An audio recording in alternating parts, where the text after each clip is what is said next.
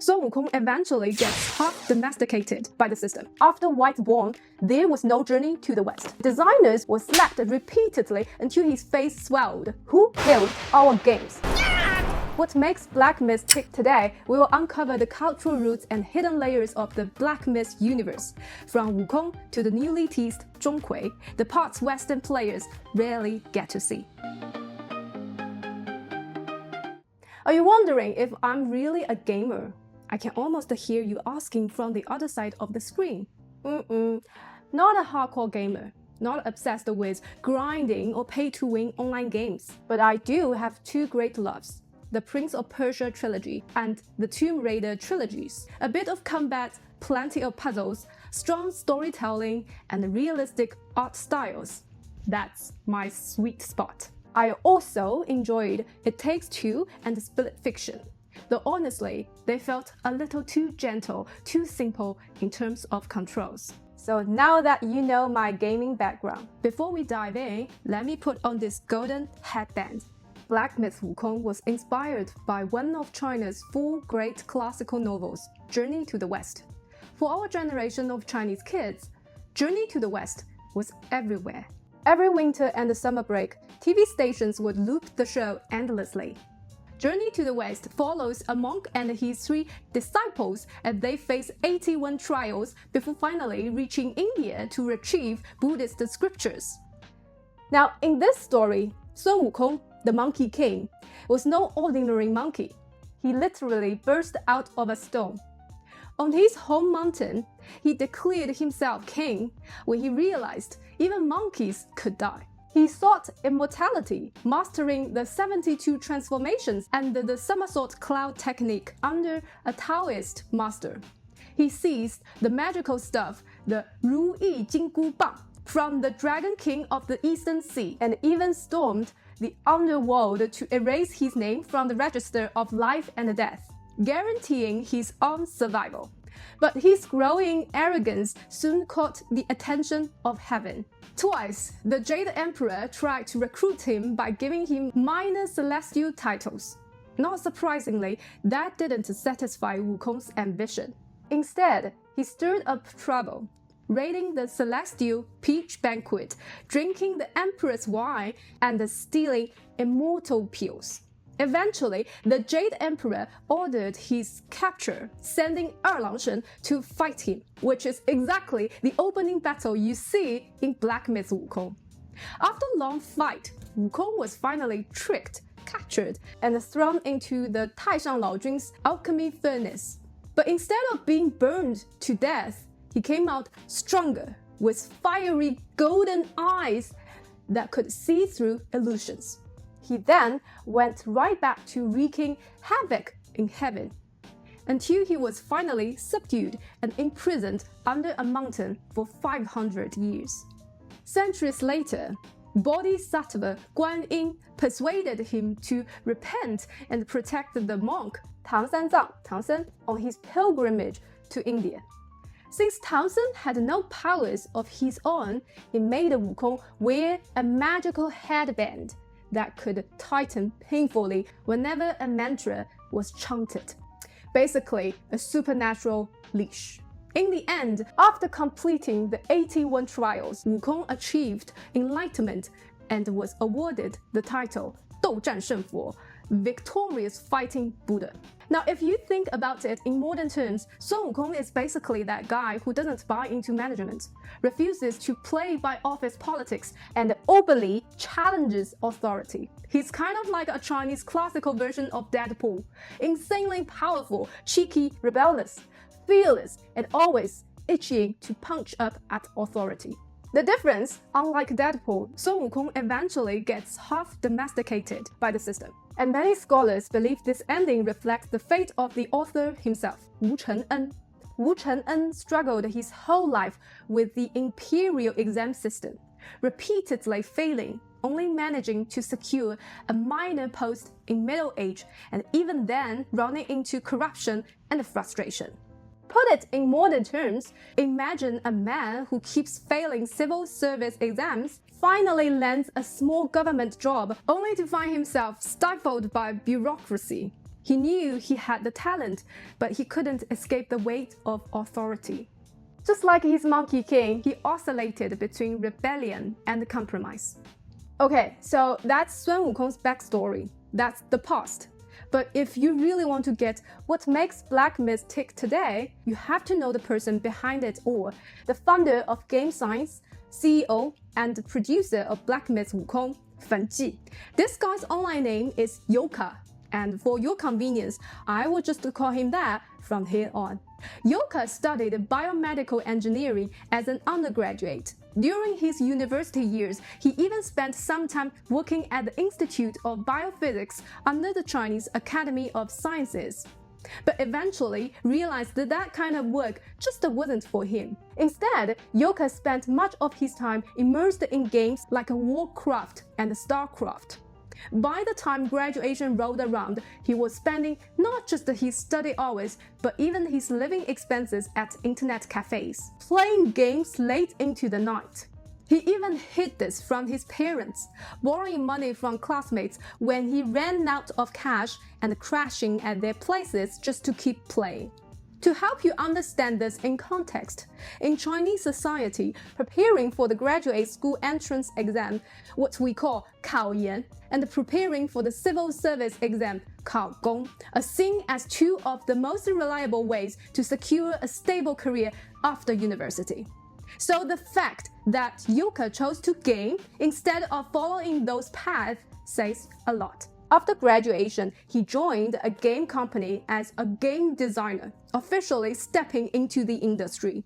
2 years later, he published a 6,000-word article titled, "Who Killed Our Games?"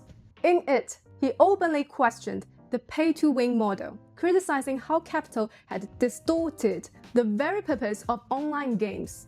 Instead of being about creativity and fun, games were being reframed as a continuous money-making service. What struck me when reading his words was the sense of disappointment. He clearly loved games with all his heart, but he saw so many people in the industry who lacked that passion. His frustration showed through every line, a mix of fiery conviction and helplessness. Already, you can see his romantic idealism shining through. A year later, Yocar joined Tencent's Quantum Studio as the lead designer for its PC MMO 斗战神 Asura. In its early days, Asura was seen as a classic. One of the reasons was that Tencent pulled a huge amount of funding into the project, giving the development team room to fully show their craft. From what I've read, many players still recall the storyline with fondness. But then came a sudden shift in Tencent's business strategy. Player numbers dropped sharply, and the game's once praised story collapsed after the White-Bone Lady arc. A bitter phrase spread across the player community. After White-Bone, there was no journey to the West. Remember that line, we will come back to it later. Once Capital decided to cash out, the game went downhill fast. In an attempt to win players back, the dev team even launched a parody show where designers were literally punished by players. Yocar himself was slapped repeatedly until his face swelled. And at the end, someone even put instant noodles on his head. To me, this looked like his way of comforting players. An act of self-deprecation, but it also showed his helplessness. After all, he wasn't the one holding the capital. He wasn't the one making the final calls. A few years later, Yocar and several future Black Myth Wukong teammates made a bold move. They left Tencent. For context, Tencent is China's biggest gaming giant. Working there means stability, resources, and a reliable paycheck. Financially, they were immediately at a disadvantage compared to those who stayed. But what they carried with them was something money couldn't buy: the belief that they could build better games on their own terms. In other words, they chose to embrace risk for the sake of their dream. Like many startups, their first priority was survival. Game Science released 百将行 100 Heroes, based on another of China's 4 great classics, Romance of the Three Kingdoms. Unfortunately, it failed. Their second project, 战争艺术赤潮 Art of War, Red Tides, a sci-fi strategy game set in the solar system's 4th civilization, where humans clash with gods and command intelligent beasts created through technology, did much better. On Steam, it received an overall very positive rating, which kept the company alive. 3 years into operations, Game Science secured its annual and Series A rounds of investment. Now, for those less familiar with the Chinese market, this was no small feat. At the time, most big domestic investors and gaming giants weren't interested in backing Game Science. In their eyes, the studio looked too risky. Driven by passion, yes, but also by a kind of romantic idealism that didn't fit neatly into the KPI-obsessed model of Chinese big capital. What changed their fate was a young investor with overseas education and international experience. He saw something different. In Yocar, a rare blend of technical mastery, creativity, and almost stubborn romanticism, while others dismissed it as a liability. He believed that very idealism could be Game Science's strength. It was this belief that carried Game Science through its annual and Series A rounds, giving them the runway to attempt something bigger. The following year, they officially greenlit Black Myth Wukong under the codename B1, short for Black Myth 1. From the very beginning, the core team saw Black Myth as a series. According to leaks from Chinese players, besides Wukong and Zhong, Game Science has already registered titles such as Shanhai, Soushen, Dahuang, Jiangziya, and even Xiaqian. Then, in 2020, Game Science released the first trailer for Black Myth Wukong. 他只不过是说书人杜撰的一只猴子。白骨之后重走西游。This is clever. This is textbook psychology-driven marketing. Very clever. And at the very end, those words appeared the direct response to former Asura players. After White Born, we walk the journey again. It took Game Science nearly 7 years to polish Black Myth Wukong into what they proudly presented to the world. In an interview after its success, Yocar said, "Making this game felt like the pilgrimage of Tang Sanzang and his disciples enduring 81 trials. Looking back, the journey itself mattered more than finally reaching the sacred mountain." Then there is this. Black Myth Wukong was nominated for Game of the Year at the Game Awards 2024. But the top prize went to Astrobot! For many, both Western and Chinese players, that felt painful. It wasn't just a loss. It mirrored Sun Wukong's fate, yearning for recognition from the system, yet being denied the crown.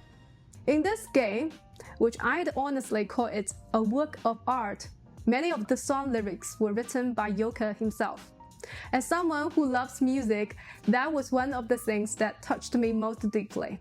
The song that left the strongest impression on me was the duet "Wu Ting, Do Not Listen," which tells the story of Bajie and Zhu's love across 3 lifetimes. In the original Journey to the West, Bajie, once the marshal of the heavenly canopy, falls hopelessly in love with Chang'e, only to be banished to the mortal world for his offense.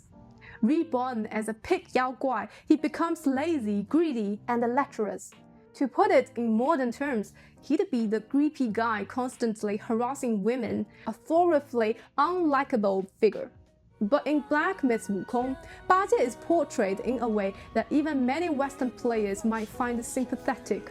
In his first life, he briefly meets Zhu as a celestial maiden in heaven. In the second, disfigured in his demon form, he frightens away Zhong, reborn as Gao Cuilan, a mortal woman who has lost her memory.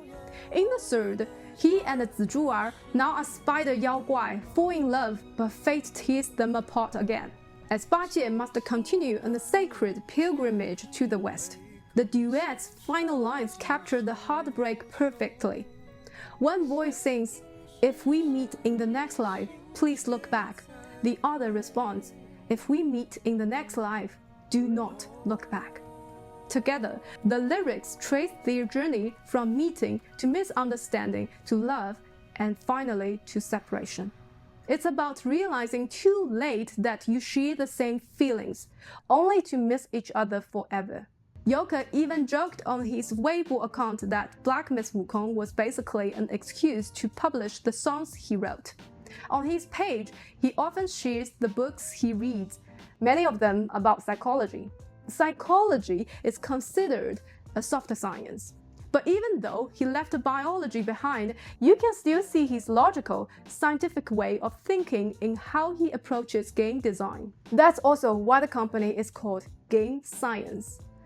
He once said that, in the company's earliest days, he imagined more than 100 different ways it could die. And yet, he also said, "Don't fear death, fear a life unlived." To me, that contrast revealed something essential about him. As I mentioned earlier, Yocar does have a strong streak of romantic idealism, but if he were only an idealist, he wouldn't have spent time imagining 100 different ways his company might die. Those scenarios must have included both uncontrollable disasters like market crashes and human-made risks he could try to manage. That tells me he wasn't blindly chasing dreams.